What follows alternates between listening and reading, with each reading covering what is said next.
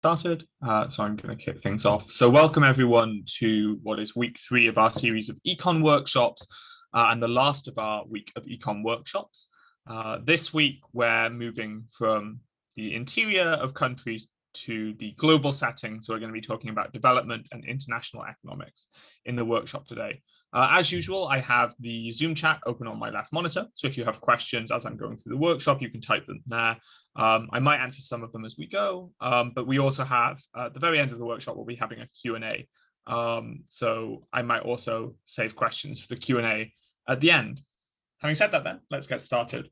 The first thing that I want to talk about today is currency, and in particular, exchanging between currencies. Now that we are talking about multiple different countries and how businesses might operate between them, that means that we're going to have businesses who are operating in multiple different currencies, and we need to work out how it is then that they are able to do that. In particular, I want to start by talking about exchange rates between currencies. So what is an exchange rate? An exchange rate is what tells me how much currency I'm able to get when I convert from one currency to the other. So let's say I have, I don't know, lots of Great British pounds, but I want to go to another country. Say I want to go to Europe and I want to be able to buy things there. That means that I want to convert my Great British pounds into euros, and the exchange rate is the thing that would tell me how many euros I would get for my number of Great British pounds. Having said that, it might seem superficially the case that states would want to decide to fix the exchange rate for their country in a way that is favorable for them if exchange rates are something that they care about, as they indeed do. The first thing I want to highlight that I think is very useful to understand then when talking about operations of businesses between countries is that actually most countries don't choose to fix their exchange rate. And the reason is something that's called the trilemma in the foreign exchange market. That is, there are a bunch of different things that countries might want to do, and they can't actually have all of them. In particular, on the slide, you'll see the 3 things that are relevant for the trilemma. I suppose it's unsurprising there are 3 of them. A state might want to have independent monetary policy. So, for example, the ability to adjust the effective amount of their monetary supply, the thing we were talking a lot about in the first of our 3 econ workshops in response to crisis, for example. They might also want to have free flows of capital into their country. So they might want to have businesses from abroad who are able to, for example, move money into their country and invest. They might also want to be able to export goods because that's good for their economic growth.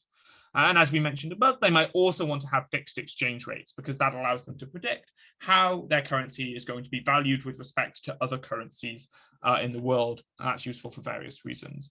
Unfortunately, it turns out to be the case that you just can't have all 3 of these.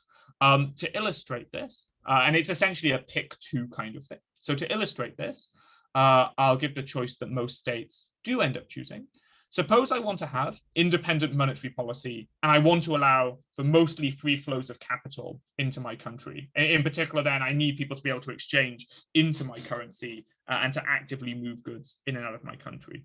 The problem is that if I then have independent monetary policy and I decide that what I'm going to do is, say, increase the effective monetary supply, what that means is the existing money in my currency is now worth less because you can purchase fewer goods with it because there's a larger supply of that money.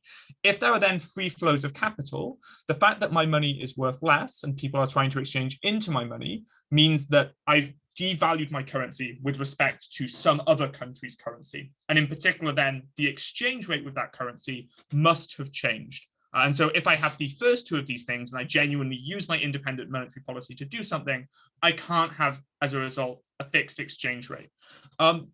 Since countries, for the most part, do want control of their monetary policy so that they can respond to, for example, economic crisis or other problems they might face, and they do want free flows of capital because these are really useful for them generating economic growth, what almost every country in the world has chosen to do is to not have a fixed exchange rate for their currency. So the exchange rates actually vary. And this is something I think most people have observed in real life. The amount of money you're able to get when you convert into a currency is something that's going to change on a regular basis. In particular, then, that means that states have, to some extent, the ability to influence how much they want their currency to be valued in respect to other currencies. And that leads us to talk about what are called weak and strong currencies. Before that, there is a question: what about countries that decide to use foreign currencies? For example, the US dollar in Zimbabwe. Okay, so I think Zimbabwe is an exceptional circumstance. The reason that they used the US dollar there is that they had so much hyperinflation that their own currency became basically problematic in a way that monetary policy wasn't able to control. And so people made the decision to use the US dollar instead as a more stable policy, as a more stable currency. As a result, though, they do obviously lose the ability to have independent monetary policy, because if everyone is using the US dollar, then Zimbabwe doesn't control the US dollar as a currency. And therefore, they've lost that ability instead. Moving on, though, to talk about weak and strong currencies. So what are weak and strong currencies? These are terms that are referring to the ability of your currency to purchase things in different countries. So these are kind of comparative terms where a currency might be stronger or weaker than another currency. And to illustrate this concept, we have a wonderful example on screen. So essentially, when I'm talking about weakness or strength of a currency, what I'm talking about is their ability to purchase some basket of goods that is kind of representative of general goods within the economy of some country.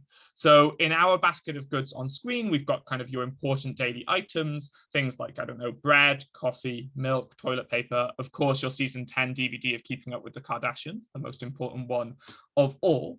And then what we've done is we've gone online, we've done a bit of market research, and we've got approximate prices in various currencies to tell you how expensive it would be to buy this basket of goods.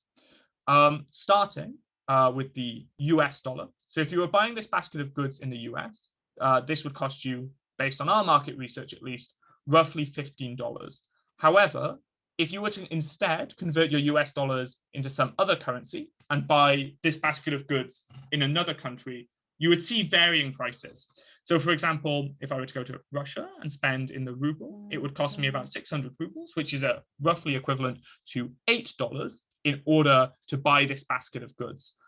In particular, what this means is that the ruble is a relatively weaker currency than the US dollar, where here a weaker currency is one in which you can buy less for that money than you could with the US dollar. So with the US dollar, by converting, I can buy more. However, the US dollar isn't the strongest currency in the world, so strong being the converse of weak.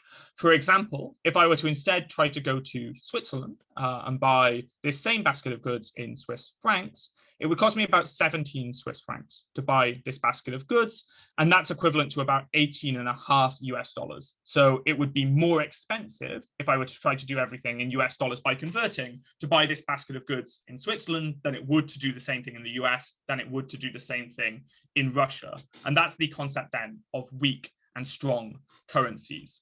The question then is, why might you want to have a weak or a strong currency? I think I'll start by talking about why you might want to have a strong currency. This one I think people mostly find intuitive. If you have a strong currency, as has been kind of illustrated in the example above, it's much easier for you to buy things from other countries because the price once you convert into their currency is going to be lower for you. In particular, then, if I'm an import-heavy country, it's probably very good for me to have a strong currency because it's going to be cheaper in my own currency for me to get those imports. However, that doesn't mean that there aren't reasons that a country might want to have a weak currency instead. And the reason largely that countries might choose to have a weak currency is that it makes competing on the global export market much easier. And the reason for this is that, let's say I'm a country that wants to export, I don't know, lots of, say, wood. So I've got lots of trees in my country. I'm cutting them down and I'm exporting them. That probably makes me a country like, I don't know, Canada, I guess. What that means is that what I have to pay in costs to produce that product is set in my own currency, right? So I'm like buying, I don't know, saws in Canada. I'm paying my workers in Canada. And so I'm paying them all in Canadian dollars. Let's say I'm exporting from Canada, though, to the US. And let's say that I'm not actually sure this is true, but hypothetically, the US dollar is a stronger currency than the Canadian dollar. What that means is that I'm able to lower my prices in comparison to the US dollar because they have more purchasing power there. In particular, when someone in the US pays me in US dollars and I convert it to Canadian dollars, I'm able to just buy more stuff with that Canadian dollar, in the amount of Canadian dollars I get from those US dollars in Canada. And as a result, what that means is I'm able to pay my workers more in purchasing power in my own currency. The reason this is relevant is that what that means is that I'm able to outcompete other exporting countries in the same industry as me who have stronger currencies, because they have to pay their workers as well. And in US dollars, if we're all exporting to the US, they have to pay their workers more because things in their country cost more in US dollars once you convert than they do in my country. And that means they can't lower their prices as much as I can because my currency is weaker. And that means I can get a competitive advantage by just out-competing them on pricing. And the weak currency is the reason that I'm able to do that. How then would you go about actually weakening or strengthening your currency? Just to give a mechanism for this to complete the kind of argument that you might want to use in debates. Broadly, the way you do this is by buying or selling your currency or foreign currencies on the foreign exchange market. So if I want to weaken my currency, what I want to do is buy lots and lots of other people's currency. The reason is that when I buy other people's currency, what I'm essentially really doing is increasing the amount of my currency that other countries have. Because when I buy their currency, I'm paying for it in my own currency. And that means I've increased the supply of my own currency on the global market. It's then a simple supply-demand mechanism to see that what that means is that my currency will become worth less because there's a larger supply of it. And that means that when other countries try to convert from their currency into my currency, they're going to get more of my currency and therefore be able to buy more of it within my own country. And so my currency has become weaker. Conversely, if I want to make my currency stronger, I just want to do the opposite of this. I want to reduce the supply, and that means I want to buy my own currency back, assuming here, of course, that I have reserves of a foreign currency or some other means of buying that currency back without paying for it in my own currency, which obviously wouldn't make sense. Given that, then, countries do have the ability to artificially weaken or strengthen their currency. And there are examples of this happening. Even in the last decade on the global stage. For example, China engaged in devaluation of its currency via various mechanisms in order to try to prop up export-based economies. Hopefully, everything on this slide is clear. I do see one question from Chris. I think we'll come back to that in the Q&A at the end. If there are no other questions, I'm going to move on to the next slide, in which I want to talk about centralized currencies or currency unions. So what are these? These are a set of countries that make an agreement to use the same currency in all of their countries. So I think there are famous examples of this. The one that probably comes most quickly to most people's mind is, of course, the Eurozone, in which everyone uses the euro, but there are a bunch of other examples as well. For example, there are a number of African countries who all use the Central African franc and another bloc who use the East African franc. There are some proposals as well for the African Union to integrate these and to share one common currency across the entirety of the African Union. There are also, for example, proposals for a revival of a historical Russian currency, the Altin, to become the common currency of the Eurasian Economic Union, which is an economic union that involves a bunch of Central Asian states. So there are a bunch of examples of centralized currencies, either in the works or in practice in the real world. Why then might you want or not want centralized currencies for the purposes of debating?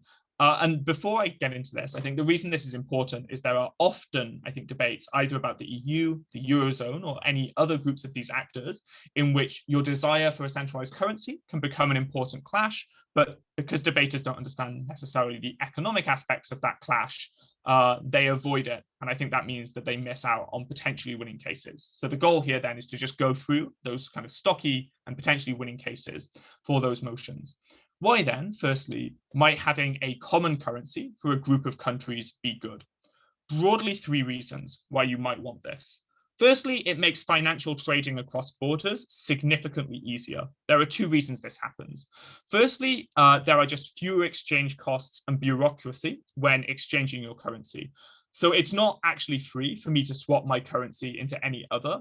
I have to pay some amount of cost to the broker who's doing this for me. And that means that exchanging between currencies does incur a cost on my business.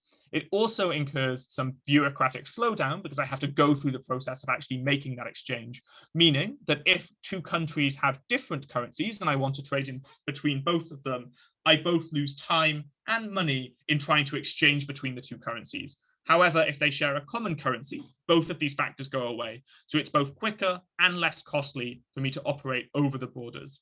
Secondly, though, it's also less risky as well for a company to operate across those two borders.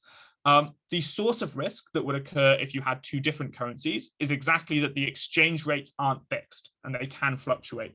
And what that means, for example, is I don't know, let's say I'm a car manufacturer in Britain and I want to export my cars to the EU and therefore have them bought in euros. In order to produce any car, I pay my workers in pounds now. I export that car to Europe and it sits in a showroom for maybe a month before I'm able to sell it. In that time, it might be the case that the currency exchange rate between the euro and the pound fluctuates. And in particular, then it might be that when I get paid in euros and try to convert back to pounds, I'm getting far fewer pounds than I thought I was going to get a month ago when I made the car. And in particular, then I'm actually making less profit in the currency I care about, which is the one I'm paying my workers and keeping my own money in.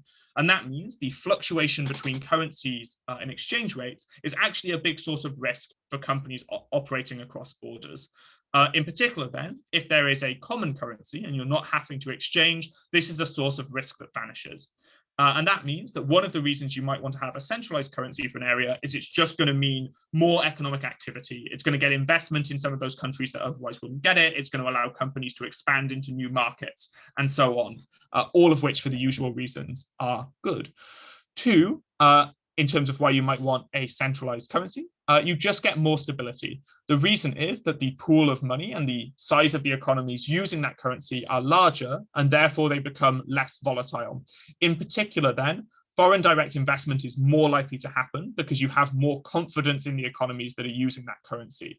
So even if I'm a company that's using a different currency, if I'm sure that the currency I'm going to be moving into is more stable because there are just more countries using it, that means there's less risk in me investing in those countries for similar reasons on risk that I talked about just a second ago, and therefore I'm more likely to invest.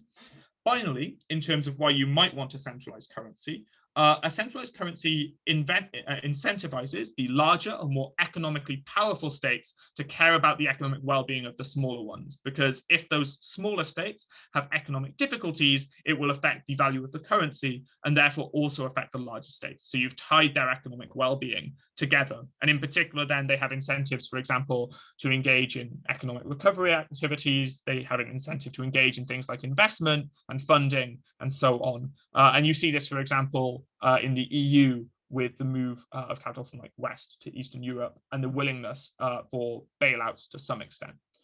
Having said that, there are also reasons why you might not want a centralized currency. Let me give two of them.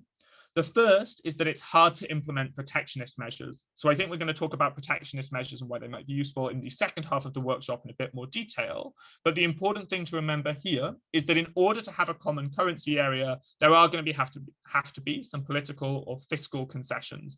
The reason is, of course, that countries don't want to just give up control of their currency if they aren't guaranteed that there's going to be some sensible policy that means that the currency you end up getting is going to be a relatively good and stable one. So, for example, if I know that one of the countries in my common currency area is going to be really awful in terms of their financial planning and so on, and therefore really damage the currency, that's going to be really bad for me. And so in order to allow them into that common currency area, I'm going to require that they make some kind of sensible economic decisions in my mind. And so, for example, to join the Eurozone, there are a bunch of requirements on the amount of like sovereign debt, interest rates, etc., that countries need to be able to meet.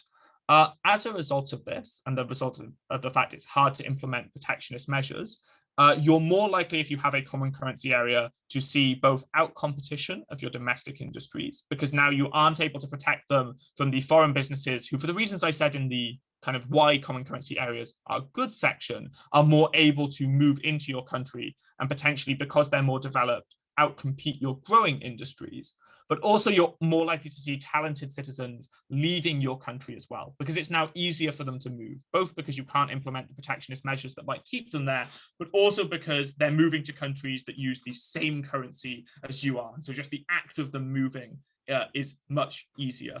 As a result, you can get all of the usual problems with your industries being outcompeted and having problems of brain drain. Secondly, though, you can't actually adapt the strength of your currency to suit your market. So on the last slide, we mentioned that you might want a weak or a strong currency, depending on, for example, your balance of imports and exports, and that if you control your currency and its monetary supply, you're able to actually make purposefully changes in the relative strength of your currency. However, if you have a common currency, you're not going to be able to do that, because now the actor that controls it, for example, in the case of the EU, the European Central Bank, is something that's independent from you and you don't have control of. And that means that there might be differences in terms of the common currency area as to what different countries actually want, and you're not able to meet all of them at once.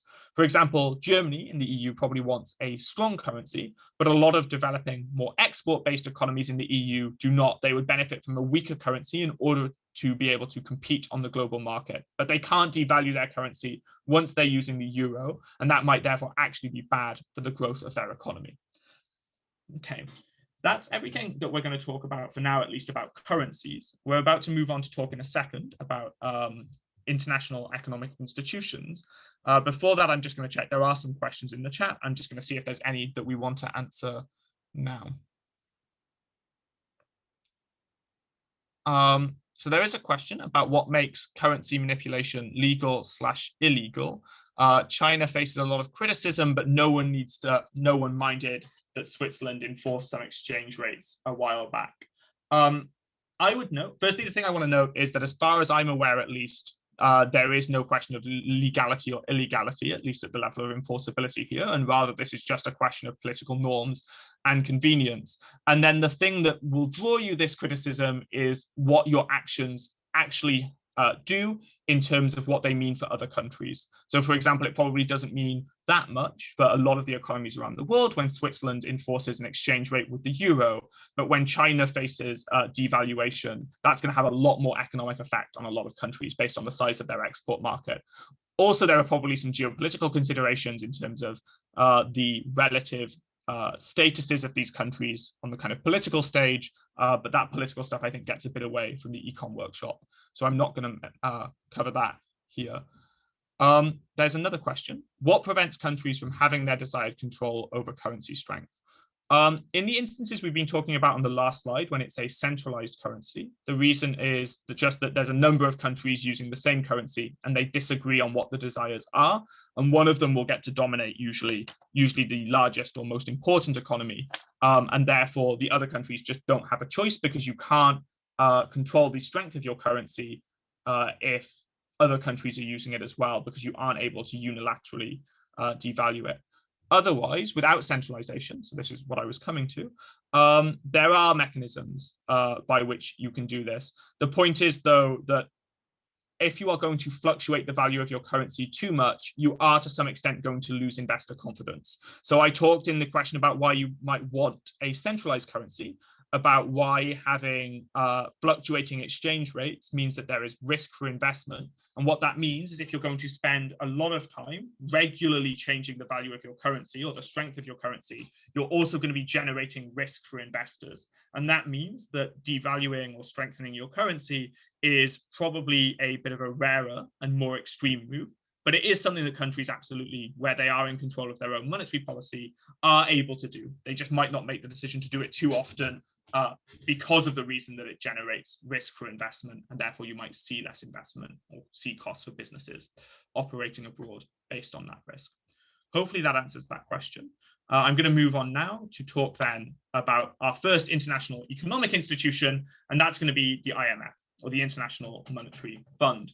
So the IMF is an institution that has amongst its stated goals, for example, ensuring global financial stability, increasing the ability for trade, having monetary stability, and so on. It's made up of around 190 countries, and they all have some degree of voting power in order to decide how it is it meets those stated goals.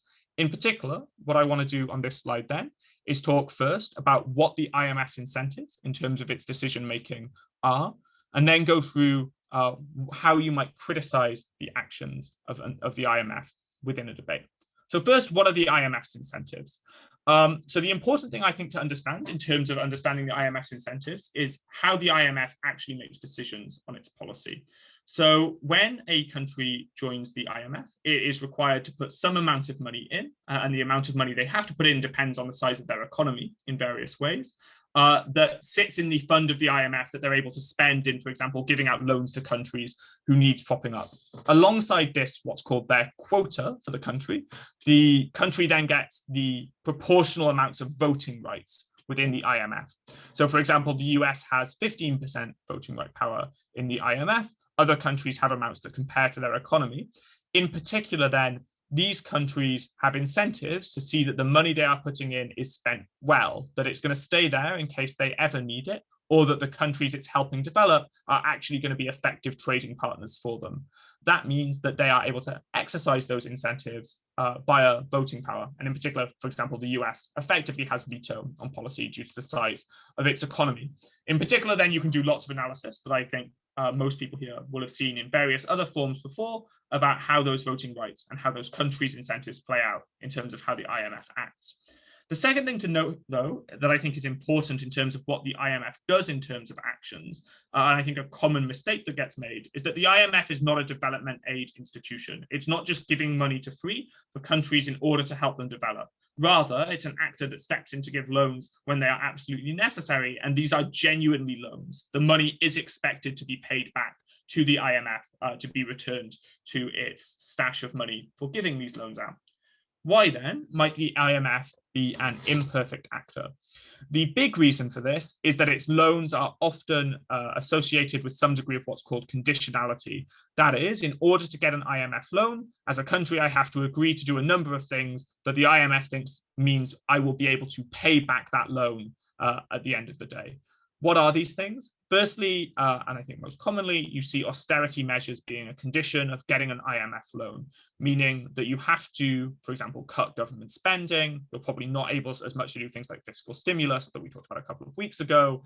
You might have to increase taxation and so on in order to guarantee that you have the money to pay back this loan. Secondly, though, the IMF often, especially historically, has engaged in what is called a program of structural adjustment.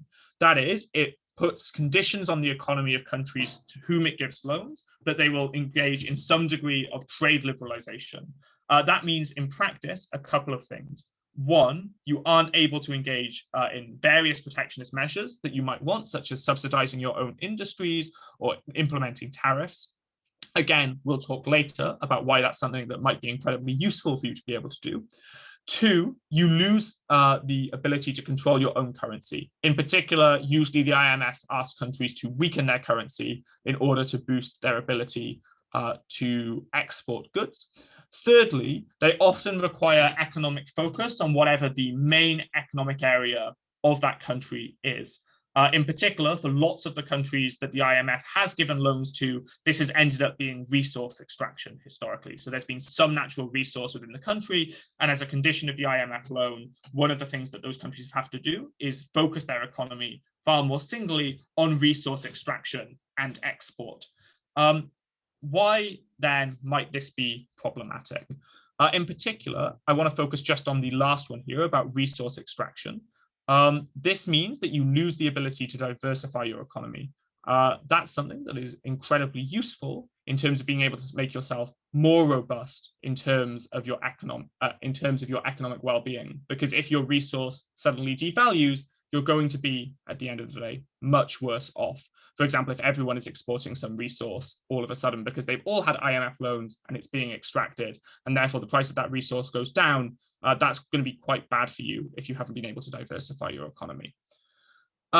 One of the things then that happens, I think, in debates a lot about the IMF these days is that the side that is defending the IMF is likely to say, but this is just the IMF historically. They used to be bad, but now they've learned their lesson. And as a result, they're going to be much better now. Why then is it likely that actually conditionality remains a tool that the IMF uses in terms of offering loans? I think a couple of reasons for this. One, the way it makes decisions is via voting, and voting countries have the incentive to see that they will get their money back. That is, if they think that you're not engaging in these conditions, they don't expect that this loan will actually be paid back to them. That's their money, and so they're not going to vote to remove these measures of conditionality. Secondly, though, and related, I think, there are other ways that the IMF gains money other than just its quotas when it needs more money than the quotas would provide. And these are essentially by borrowing via various mechanisms directly from countries. Without conditionality, lots of countries would not be willing to give this extra money in terms of loans to the IMF to pass on to the countries who need them. And that means the pool of money the IMF has to help people would just decrease. Finally, in terms of justifying all of this, often these policies do lead to short-term success in terms of preventing catastrophe. Just an injection of capital and then some degree of being able to repay that capital in the short term does seem to be successful. And that means the IMF is able to point to these short-term successes in order to justify the policies it takes. Having said all this, the IMF probably seems a little terrible at this point. Why then would a country take money from the IMF? There's a couple of reasons. Firstly, it's worth noting that usually when a country takes money from the IMF, it is an absolute last resort. It either has a large amount of debt that it needs to pay off, or it has some existing industry that is failing and needs propping up, and the government doesn't have the capital in order to do this, in order to save its economy. And therefore, it is often willing to take a loan from the IMF as a short-term fix for economic problems that its government just absolutely needs to be able to solve. Secondly, and related to the problem of debt I just spoke about, sometimes countries have a need for foreign currency because they have debts that they just need to pay off in a currency that is not their own, and therefore they need to take some loan from the IMF in order to just get access to that foreign currency in the first place, especially if they, for example, have a very weak currency and therefore aren't able to buy other currencies at a particularly good rate for them because their currency isn't worth very much in comparison to those other currencies. Finally, and importantly, often there might be a lack of good alternatives for countries who are in these situations. We are in a second going to talk about what the alternatives might be, but other than that, I think I'm going to answer one question and then I'll be handing over to Lucie to do that. And that question is, how would I then defend the IMF? It seems pretty bad. I mean, I think there's two things to say here. One is, given that these states, the states that take loans from the IMF are usually in fairly desperate situations, it might well be that having access to that money at all is a good for them, even with conditionality. In particular, then, one of the ways of defending the IMF is to just say it is better than the alternatives. And that's usually how these debates actually end up going down. Secondly, though, whilst conditionality might seem to be at least limiting sovereignty, it's not clear that implementing these measures is necessarily bad. For example, austerity could feasibly be a sensible policy for a country to implement to be able to pay off its debts in futures, because if it doesn't implement those measures now, it's going to have to reduce spending at some point in future to lay off its debt. It might also be sensible for them to remove protectionism to some degree. That's something we're going to talk about later in the workshop, whether you might want protectionist measures or whether you might want more free trade measures. That means that it's not clear, at least, that the criticisms of the IMF we give are necessarily bad for the countries in which they're implemented. And that's another area then that you can contest the debate. We'll talk more about that later, though. Any other questions I think we'll take in the Q&A at the end. Otherwise, I'm going to hand over now to Lucie for the remainder of the workshop.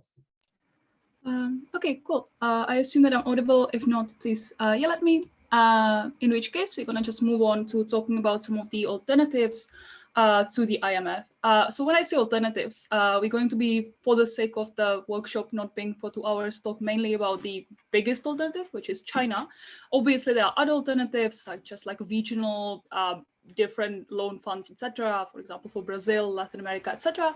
Again, in most of these, they just have far less money than the IMF, which is why they are less relevant. The biggest one is China, so I'm going to spend a lot of time talking about that, also just because it's used in debate significantly a lot more. So the first thing that I want to talk about is why China is not the automatic alternative to the IMF. So the reason why this analysis is going to be useful is, I think, it's a response partially to the question Gerard asked about how would you defend the IMF. The response that Rhys gave is, it's sometimes better than the alternatives. Some of the analysis I'm just going to walk you through is a way to explain the IMF is bad or it's not perfect, but perhaps it's better than the other things that you would have to go for. Secondly, it is a useful response often when it comes to motions along the lines of this House believes that the IMF should require countries to do X, or like have some conditions for them or stuff like that. And teams tend to say things like, but if the IMF asks this from countries, then all of them are just going to go to China. So this analysis is a response as to why maybe it's not possible for countries to just be like, haha, I'm going to go to China.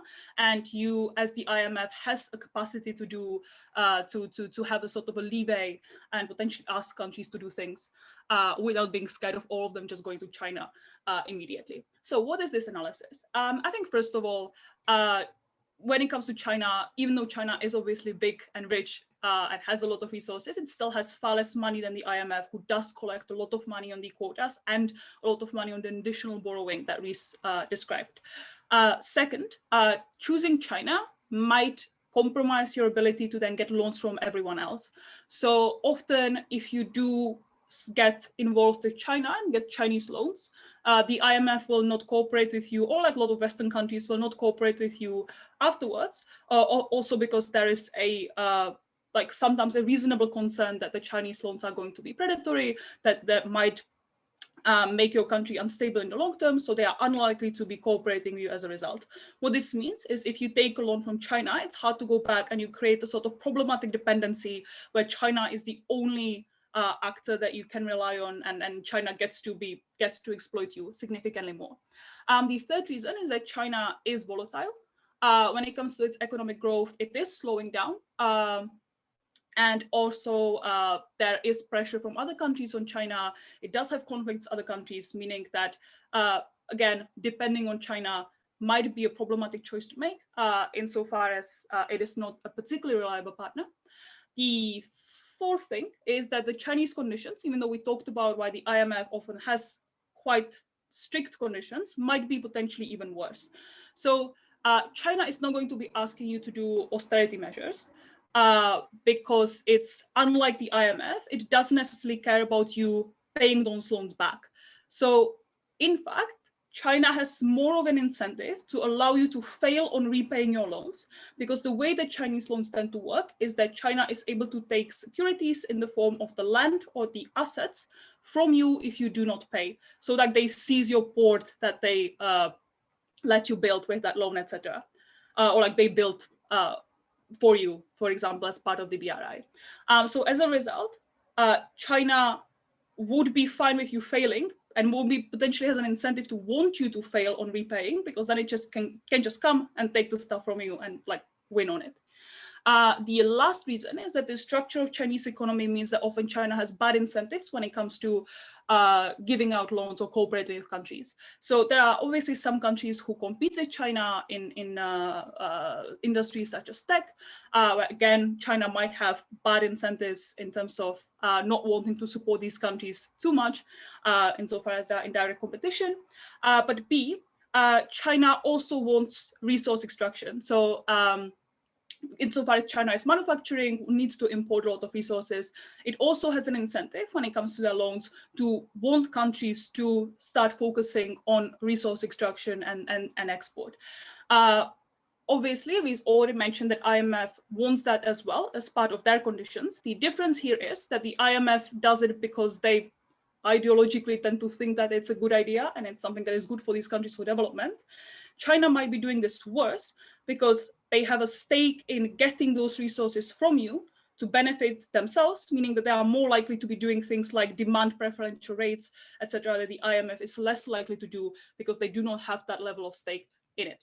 So these are all the reasons you can give as to A, why the IMF is potentially a good actor when it comes to comparing it to alternatives, and B, to explain why IMF might be able to demand things from countries without them just going to China, because it's not always the alternative, it's not always better, and definitely not the same. Cool, moving on. Just a couple things specifically on the Belt and Road Initiative tends to be used quite a lot in debate. maybe not the discussion about whether the Belt and Road Initiative is good or bad. That used to be basic 3 years ago, 4 years ago. But very often it's a part of arguments that you are making with cooperating with China, pivoting towards China, etc. All of those sorts of motions, this can be useful. So mainly structuring this around the reasons why you would want to be part of BRI, or why a country would want that, and obviously why a country would not want that. So in terms of the advantages, the first one is it does create infrastructure in your country. So when things like ports are being built, this, even though China is obviously using it for their own interests, insofar as they want to use you for transport of their goods, etc. Also, those countries get to use that infrastructure as well. This is useful because many of those countries who do cooperate with China in terms of as part of BRI are export-heavy countries. So once they are able to build a big port, they are able to also massively increase their capacity to engage in export. So example of this is the Korgos dry port in Kazakhstan that is quite prosperous in terms of how Kazakhstan is able to engage with export. The second reason is that China, as a part of the BRI, is also hiring local workers. So obviously, there is the criticism that I'm going to come to in a sec in terms of China sending a lot of Chinese workers and Chinese managers to do those projects. To a large extent, you can question how big of a problem that is, insofar as often countries do have the capacity to negotiate at least an extent of local workers being involved, or also just in terms of feasibility, China does include local workers in. This is helpful, just because of the basic reasons as to creation of jobs. Also, often in terms of training the workers, if it comes to things like managerial positions or just in the general sense of training. Third reason is that you create an economic interest of China in the stability of your region. So once China is using you to transport your goods, transport their goods, or just has a loan in your country, they have an incentive for you not to fail, or they do not want the country to go unstable, because obviously that's not a good thing if you are trying to transport things through the country and engage in market in it. So this means that if something goes wrong for you, it is likely that you can rely on China trying to help you out because of that selfish interest that they now have, because they're kind of tied to you. And similarly, I think along similar lines, it will not want you to fail and default on that loan, because even though, as I said, it might be able to seize the port or whatever, it would still lose access to your market that they are getting as a result of getting that loan, which is useful. So probably you can explain that China doesn't want to make you fail, because the cost of it is potentially bigger than the benefit they would get as a result of getting those securities. In terms of disadvantages, on the opposite, if you want to be against the BRI and explain how it exploits the countries. So you can do the opposite of the analysis about local workers. You can explain that in many cases, China does send their own workers, and that's does mitigate the benefits, but also B, if you compare it to any alternatives, it can be a harm in and of itself. Two, giving China access to your market is not potentially a good thing. So there is a couple of structural reasons you can give to believe that once China can access your market, it is going to be a bad thing for your economy. So first, it is because China does tend to overproduce, and as a result, they need to get rid of all those things that they overproduce. So they have a tendency to just dump things into your country on low prices, obviously, as a result, then outcompeting local industries who have higher costs of production and can't afford that dumping, can't afford to dump in the same way. And two, even if the overproduction argument was not true, you still can just explain that they can outcompete you with the fact that China obviously has economies of scale that are larger than it tends to be the case for many of the countries where BRI exists, like African countries, or on the basis of having much more technology, so they have a lower cost of production when it comes to that. Lastly, again, there is conditionality. It is different conditionality than the one that happens with the IMF. But again, often the conditions amount to once you default, or if you were to default on the loan, China is likely to do things like seize this asset that they built. This happened, for example, to Sri Lanka, to a port that did get seized by China once they were not able to pay off the loan.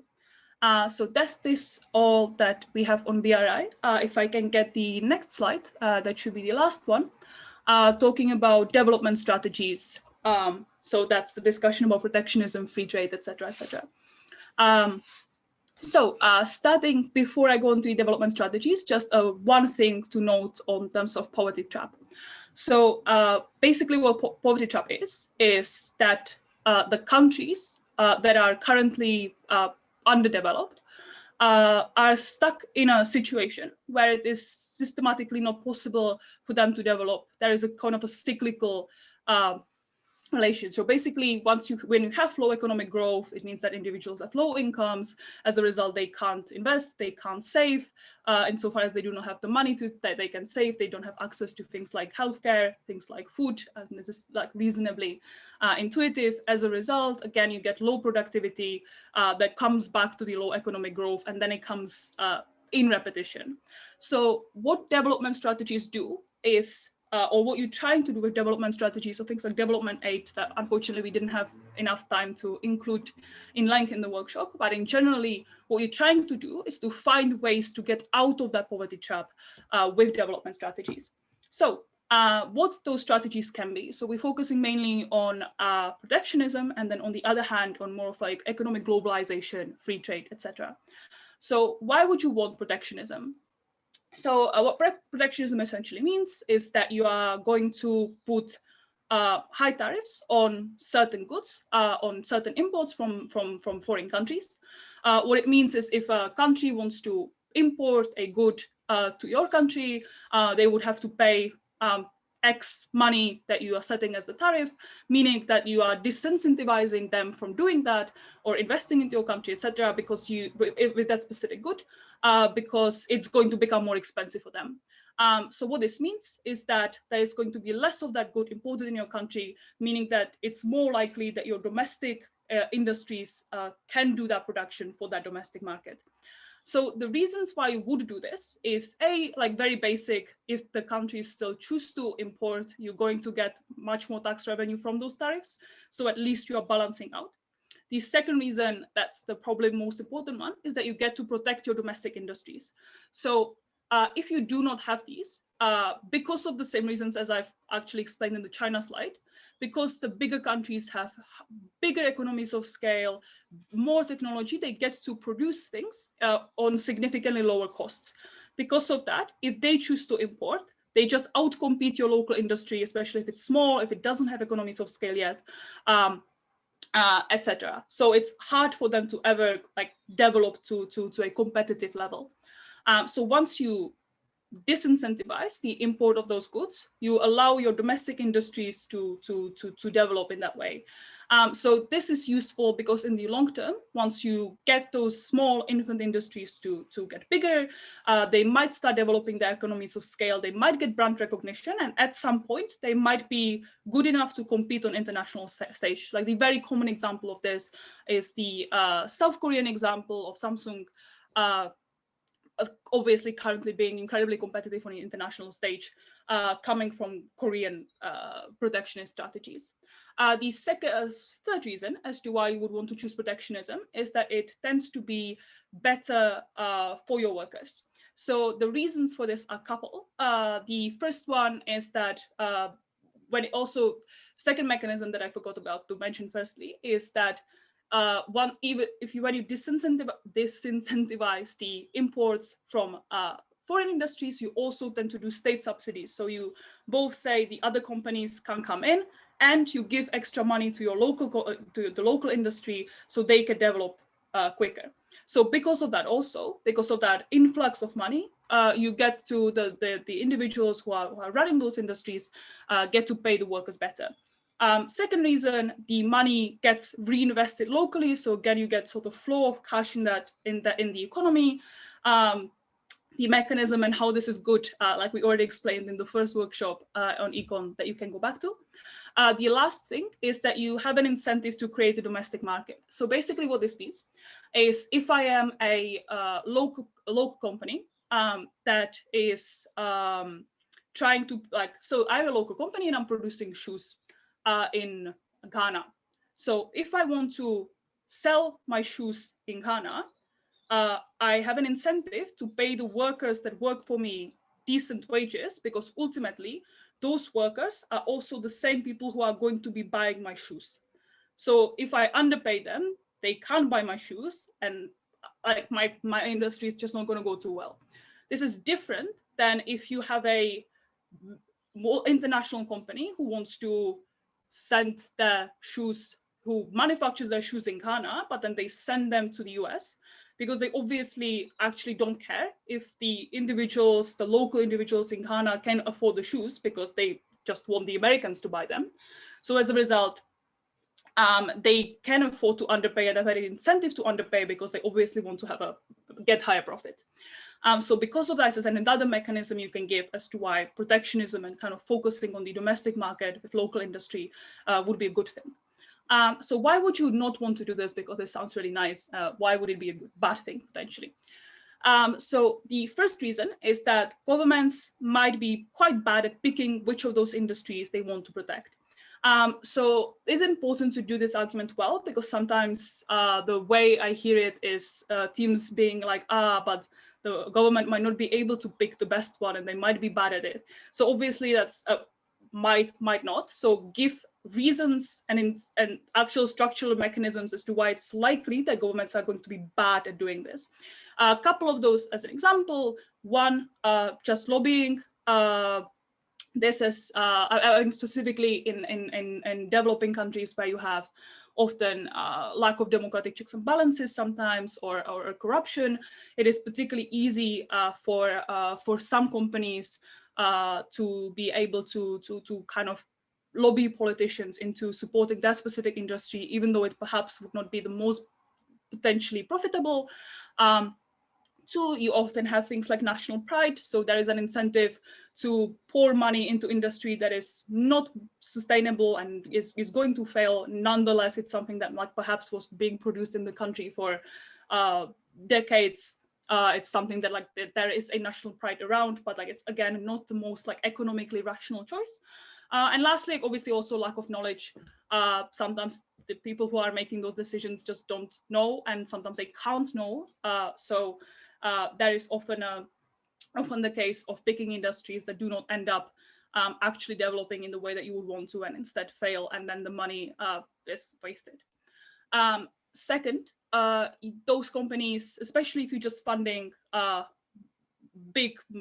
big company, which is often a good idea because you want to invest into one company that can then get competitive on the international stage, they end up not having an incentive to compete and innovate on the local level. So if they are the only company that is being subsidized, there is little incentive for them to innovate, little incentive for them to get any better, insofar as they are already the kind of monopoly within that local area.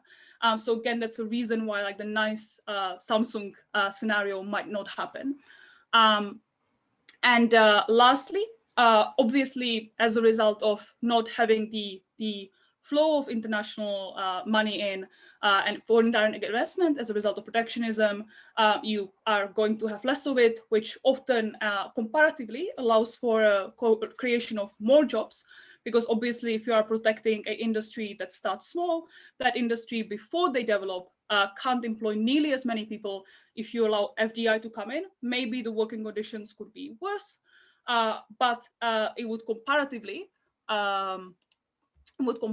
create more of those jobs and maybe lift more people out of poverty. Lastly, the goods that you are getting are going to be more expensive. So the mechanism is again the same. If a big country with technology and economies of scale is manufacturing those goods, they have lower costs of production. If they put it in your country, they can sell it for much cheaper. than a small infant industry that is currently having much higher cost of production because they can't do it on such large scale. So in terms of consumers and how it affects the individuals on the local level, again, might be a bad side of protectionism. So a lot of these reasons that I just gave why you would not want to do protectionism are also reasons why you would want to do free trade, why you would want to do globalization, you won't want FDI, etc. Also just because it increases, right? Like if you have a lot of companies coming in and the competition, again, like that's how you would get that incentive to compete on the globalization side. So a couple of reasons why you would not want free trade that I didn't cover yet by explaining why you would want protectionism. So why independent reasons why you wouldn't want globalization and free trade. The first reason is that the foreign direct investment is volatile. So often it is a lot of money and often it does create a decent amount of jobs. The problem with that is that FDI is the first money that is going to pull out in case of loss of confidence, some problems, some economic recession, etc. This is bad because at the point where you structure your economy around FDI and you structure your economy around that sort of income, it is incredibly hard to restructure and especially adapt fast once they pull out. So at that point, it could be comparatively better to structure your economy around more stable sources of money that are local, that are not going to go away the first moment of a problem. Second reason is that free trade and globalization often creates a quite unequal growth. So the reason is that the money that you are investing often doesn't trickle down. So I've already given the reason, and that is often that because of the capacity of those companies to export to rich consumers in the developed world, they do not have the incentive to pay the workers well.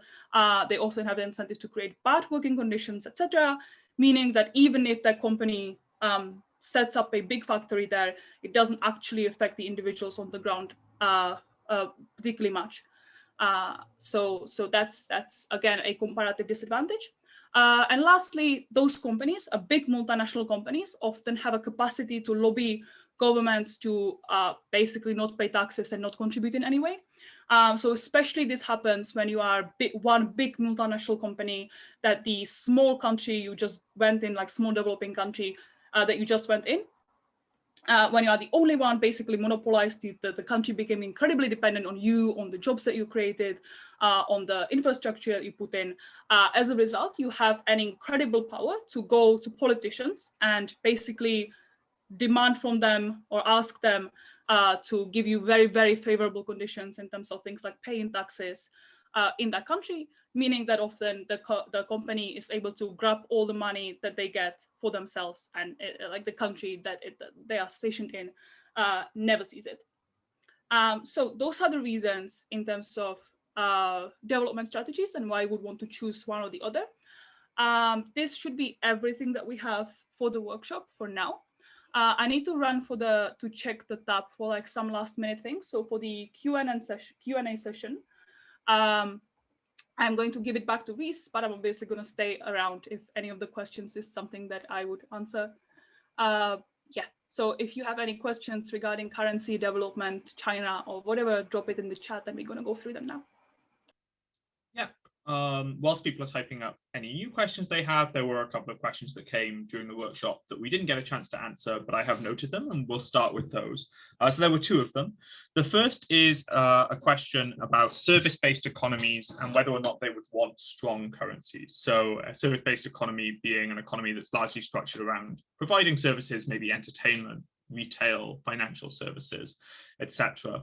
I'll admit this isn't something I've spent a lot of time thinking about before. My answer is that yes, though, it is, at least to me, seems likely that a service-based economy is likely to want a strong currency. The reason being that a service-based economy is likely also to be an import-heavy economy because their economy isn't making sufficient degrees of production to meet their own needs within that country. Rather, they are primarily providing services and paying workers, and therefore they're likely to be importing lots of goods, for example, for retail. And as a result, for the reasons we said that an import-heavy country might want a strong currency, so too might a service-based economy.